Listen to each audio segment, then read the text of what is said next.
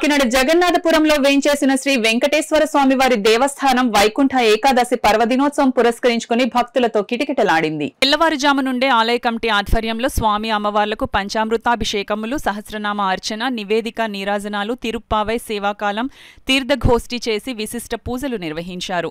వైకుంఠ ఏకాదశి పర్వదినం పురస్కరించుకుని శ్రీ వైకుంఠవాసుని శ్రీ మహావిష్ణువు అవతారంలో భక్తులకు దర్శనమిచ్చారు. ఈ సందర్భంగా ఆలయ కమిటీ చైర్మన్ జగన్నాథన్ విజయ్ కుమార్ మాట్లాడుతూ కాకినాడ సిటీ ఎమ్మెల్యే ద్వారంపూడి చంద్రశేఖర్ రెడ్డి సూచనల మేరకు భక్తులకు ఎటువంటి అసౌకర్యం కలగకుండా అవసరమైన అన్ని ఏర్పాట్లు చేయడం జరిగిందన్నారు. ఆలయ పురోహితులు పి రామానుజాచారి మాట్లాడుతూ ధనుర్మాస మహోత్సవాల్లో భాగంగా వైకుంఠ ఏకాదశి పురస్కరించుకుని స్వామివారికి విశిష్ట పూజలు నిర్వహించడం జరిగిందన్నారు.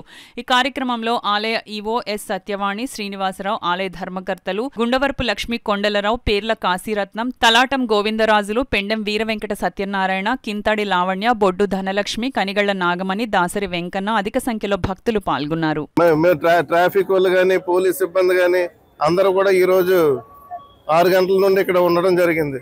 పొద్దున్న సుమారు 2 గంటల నుండి పూజలు మొదలయ్యి పల్లకీ సేవ అంతా అయ్యి తర్వాత 5 గంటల నుండి సర్వదర్శనం మొదలైంది.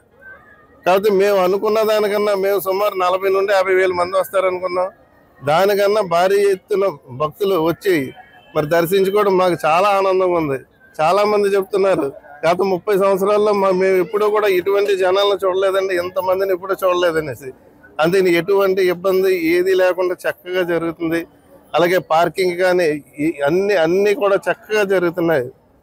అలాగే వచ్చిన భక్తులందరికీ కూడా చిన్నపిల్లలకైతే కొంచెం పాలు, పెద్దలకు మజ్జిగ, మంచినీళ్ళు, ప్రసాదం 4 రకాల ప్రసాదాలు పొద్దున్నుండి అలాగే రాత్రి వరకు సరిపడేటట్టు భక్తులందరికీ 4 రకాల ప్రసాదాలు కూడా చేయడం జరిగింది. వైకుంఠ ఏకాదశి మహాపర్వదినం రావడం వల్ల అనేక వేల మంది స్వామివారి దర్శనానికి వచ్చారు.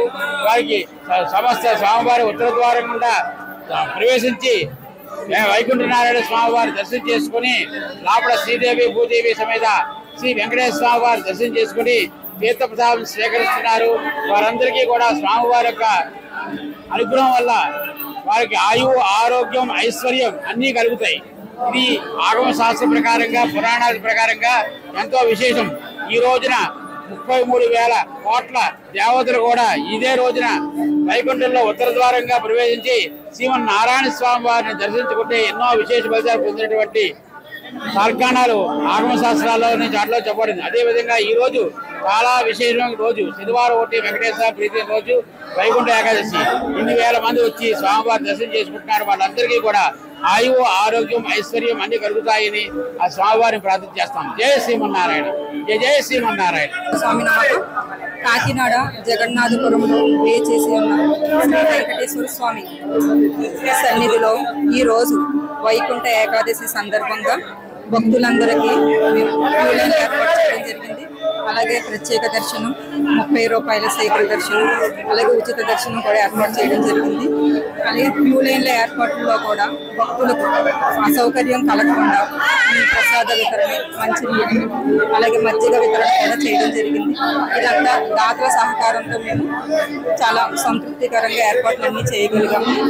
కాబట్టి భక్తులందరికీ కోటి ఏకాదశి శుభాకాంక్షలు తెలియజేస్తూ మరొకసారి శ్రీ వెంకటేశ్వర